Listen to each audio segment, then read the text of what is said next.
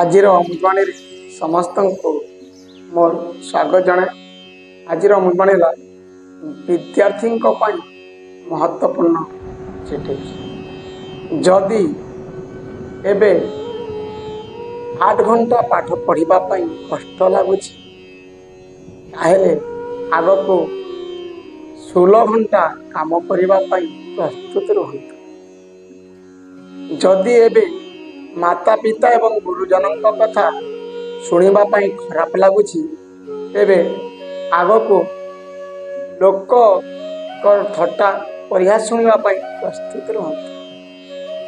ଜୀବନରେ ଅନେକ କିଛି କରିବାର ବାରମ୍ବାର ସୁଯୋଗ ମିଳିବ, କିନ୍ତୁ ପାଠ ପଢ଼ିବାର ସୁଯୋଗ ବାରମ୍ବାର ମିଳିନଥାଏ। ଏହା ଜୀବନରେ ଥରେ ଆସେ।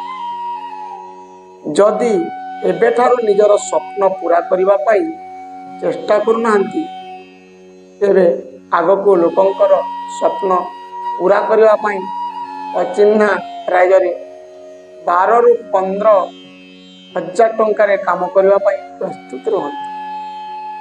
ହୁଏତ ଆପଣଙ୍କର ମାତା ପିତାଙ୍କ ଜୀବନ ଦୁଃଖ କଷ୍ଟରେ କଟି ଥାଇପାରେ, କିନ୍ତୁ ତାଙ୍କର ବୃଦ୍ଧାବସ୍ଥା ଯେପରି ଦୁଃଖ କଷ୍ଟରେ ନ କଟୁ, ସେଥିପାଇଁ ସଜାଗ ହୁଅନ୍ତୁ।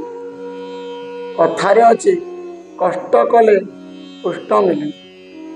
ଠିକ୍ ସେହିପରି ଆଜିଠାରୁ ନିଜର ଭବିଷ୍ୟତ ପାଇଁ ପରିଶ୍ରମ କରିବେ। ତାହାର ଫଳ ଭବିଷ୍ୟତରେ ଆପଣଙ୍କୁ ନିଶ୍ଚୟ ମିଳିବ। ଏଇଟା ଥିଲା ଆଜିର ଅମୃତବାଣୀ।